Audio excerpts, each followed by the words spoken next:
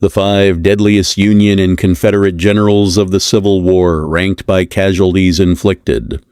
In the bloodiest conflict this nation has ever known, more than 1 million Americans fell, killed, wounded, or taken prisoner. Over 700,000 never made it home. Brothers shot brothers.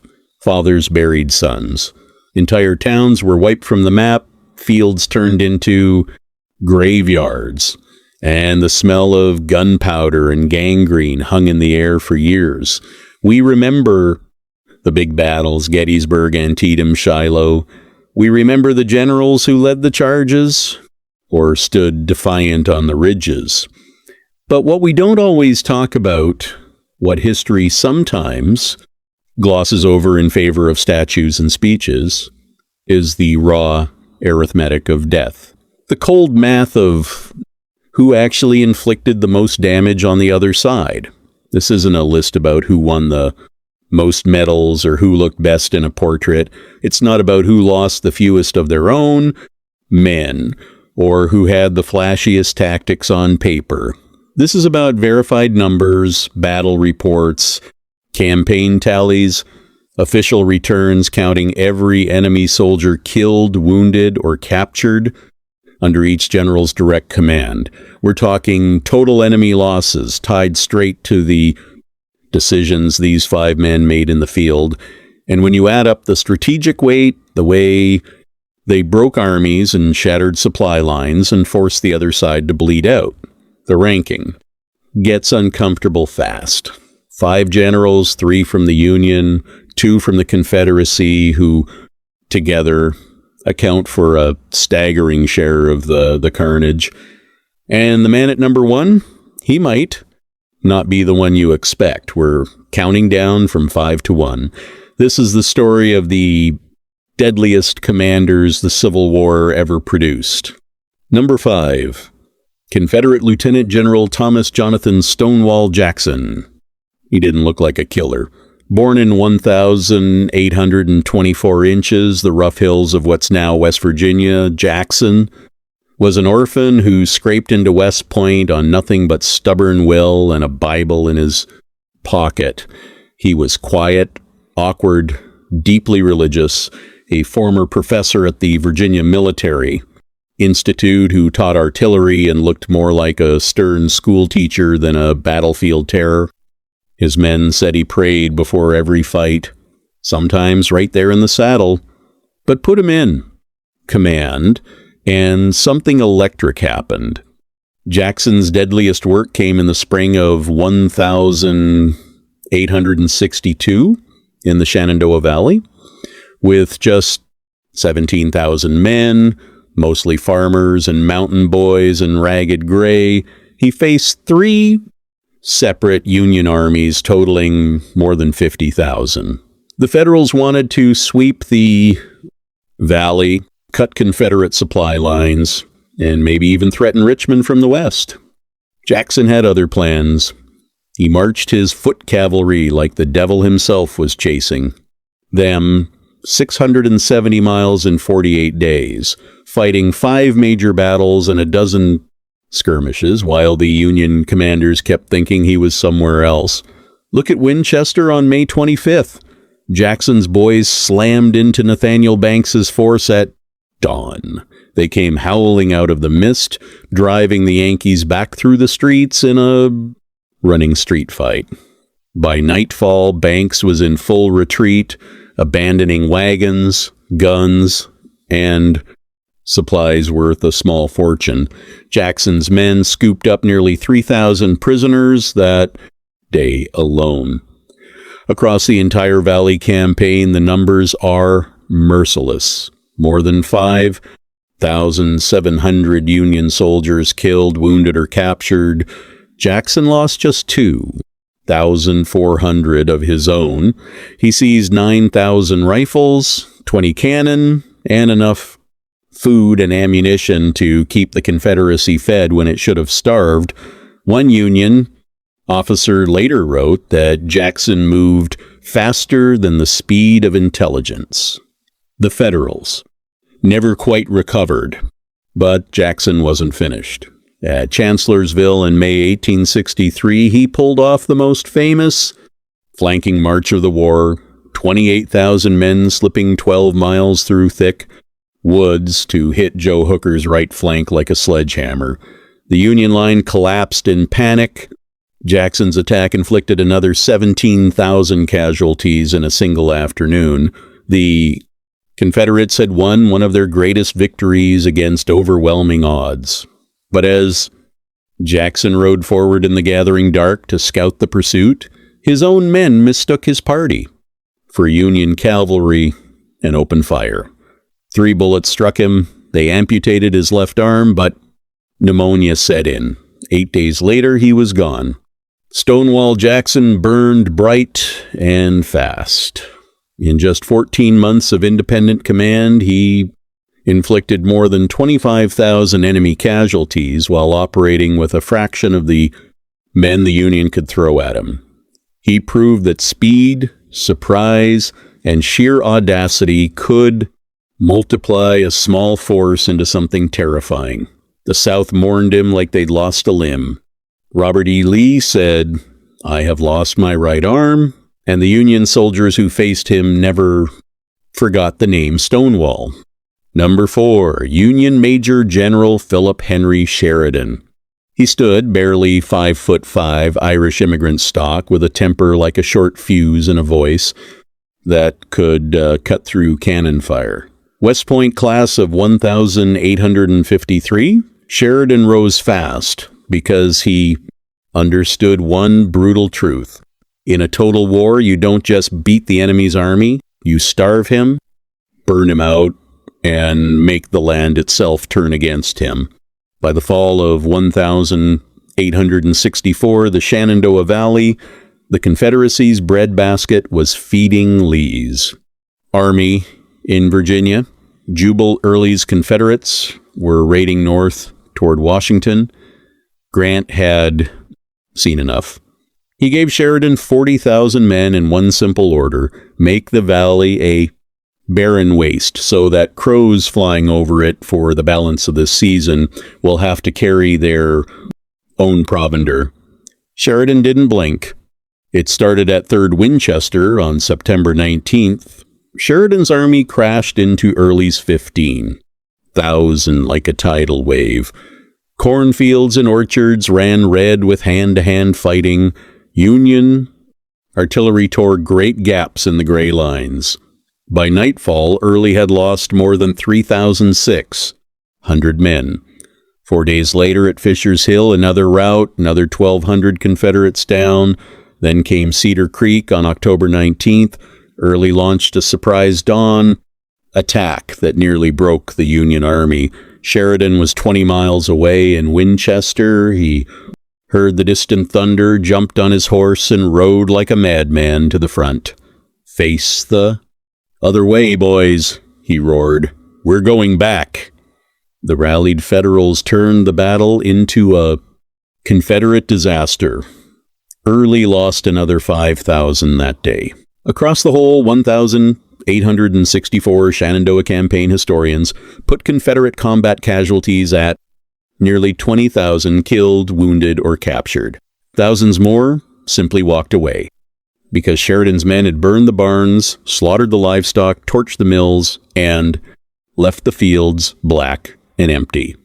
One Confederate soldier wrote home that there is nothing left for man or beast. Sheridan's cavalry became known as the Destroyers. They didn't just win battles, they erased the Confederacy's ability to feed itself.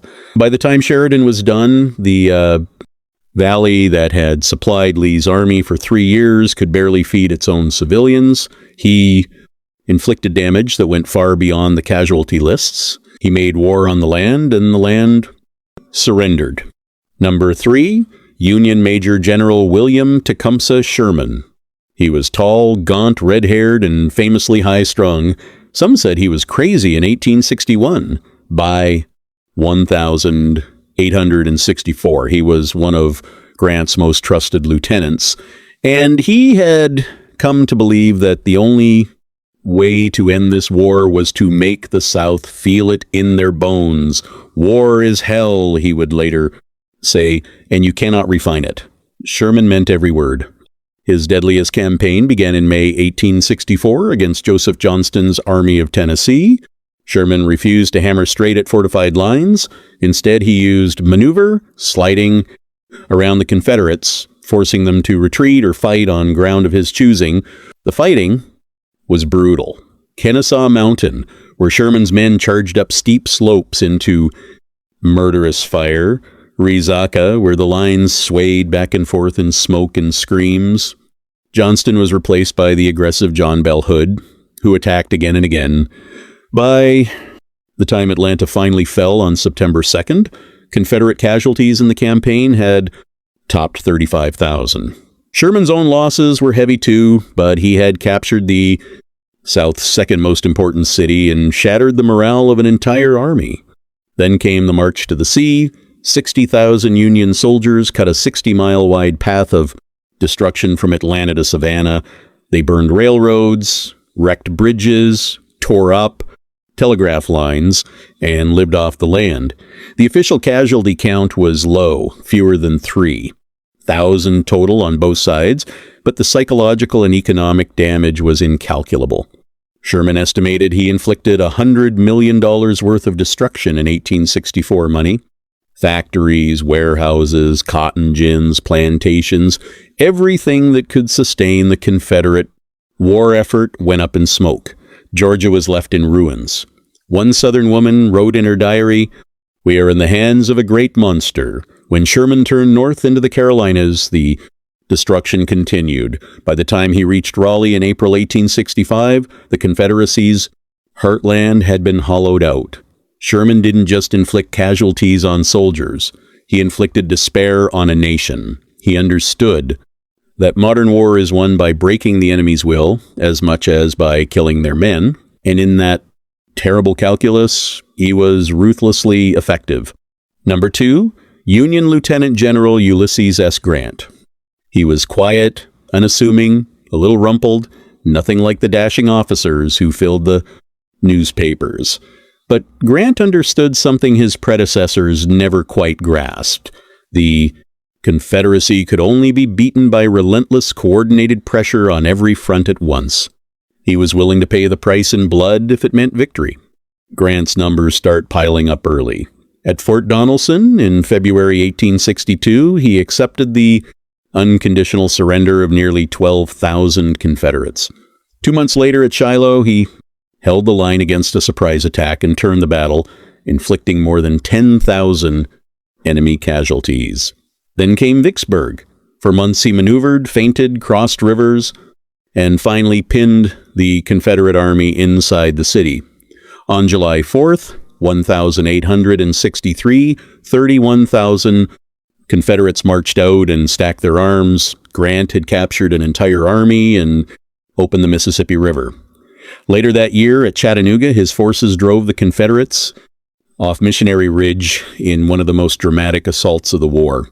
When Lincoln brought him east in 1864 to command all Union armies, Grant faced Robert E. Lee directly.